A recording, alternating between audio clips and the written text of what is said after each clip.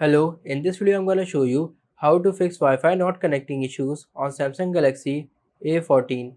Go in settings, go in connections, tap on Wi-Fi.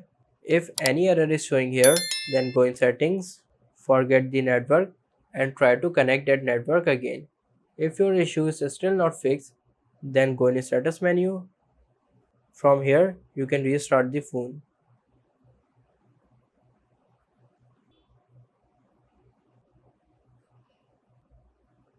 After restarting phone, if your issue is still there, then go in settings, scroll down, go in general management, again scroll down, tap on reset, scroll down, select reset Wi-Fi and Bluetooth settings, reset.